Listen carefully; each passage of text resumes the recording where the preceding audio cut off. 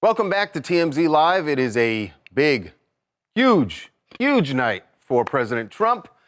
He will be addressing both houses of Congress, talking about, no doubt, about what's going on with Ukraine. And by the way, there's a lot of rumblings about what Democrats are going to do.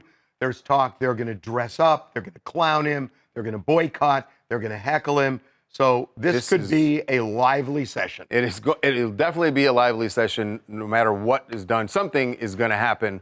And while he is addressing both, he'll be talking about Ukraine, but also certainly about Doge, Elon Musk, and just all the things that he's done in a very, very eventful 6 weeks of his administration. One of the members of Congress who will be there watching this very intently is Representative Mike Lawler, U.S. Rep from New York, representing Rockland County. He is a Republican and is joining us now to talk about what he's expecting tonight and what has happened so far in the administration. Congressman, welcome to TMZ Live. Thanks for having me. Appreciate it. We so appreciate it. We got so much to talk to you about. I would like to start with something that happened last night.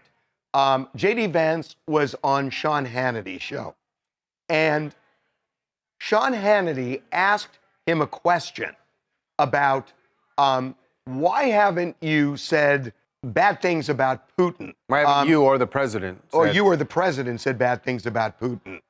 His answer was so interesting given what we've heard over the last 2 weeks. So let's play it.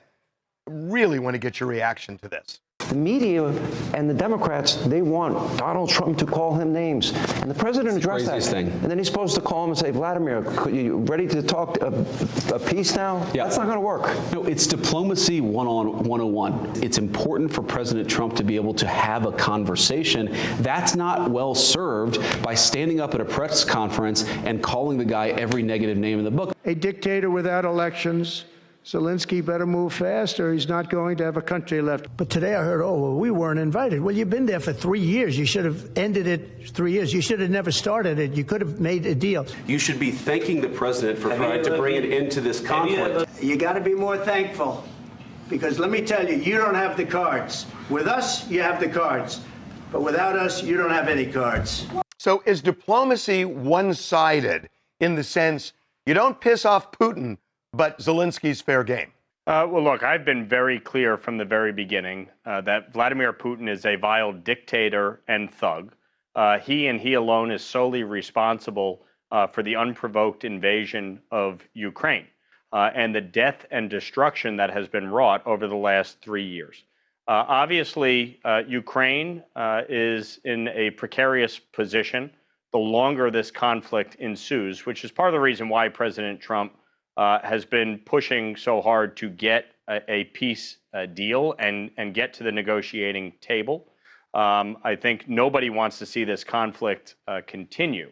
But ultimately, from my vantage point, we have to ensure the sovereignty of Ukraine. The consequences of failure here would be catastrophic for Eastern Europe and the free world.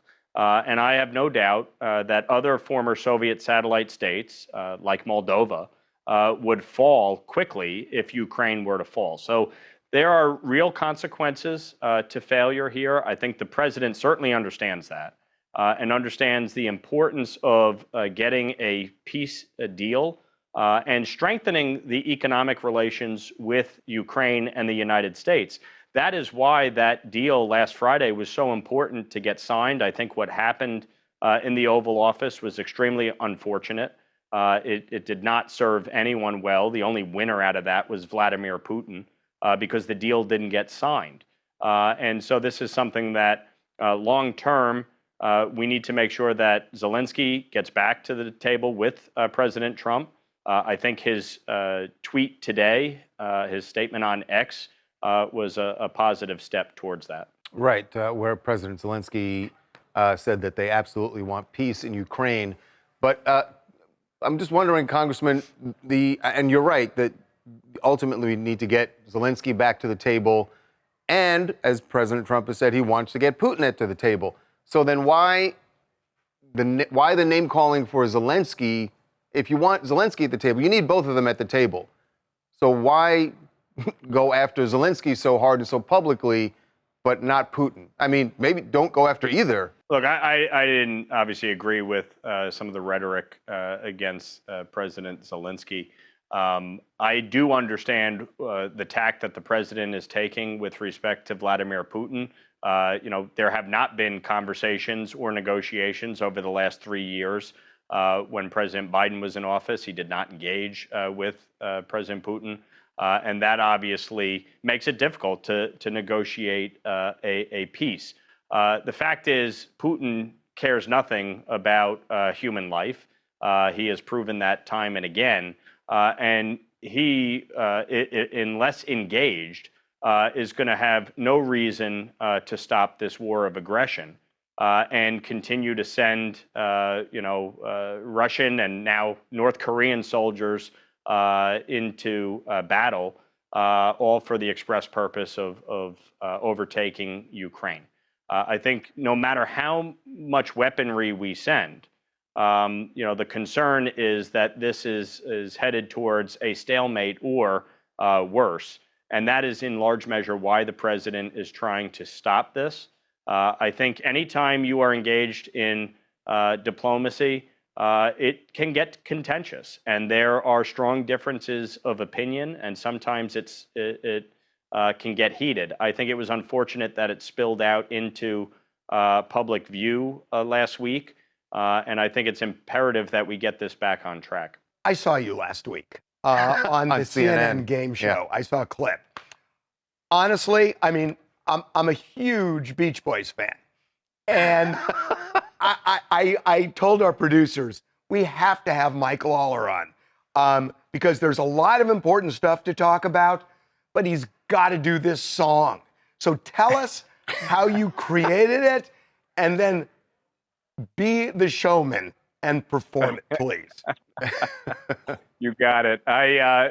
Funny enough, the very first concert I ever went to was a Beach Boys concert in New Jersey when I was growing up. And so they played this song, and it's always been a favorite song of mine. And, a few weeks ago, I was speaking at the Washington Press Club dinner as one of the Republican speakers. And the crowd was a little tame, so I figured I would entertain them with a little song. So I wrote this while I was sitting on stage. And then when I went up, I performed it live, which I think shocked just about everybody there. And then I performed it again on CNN just last week.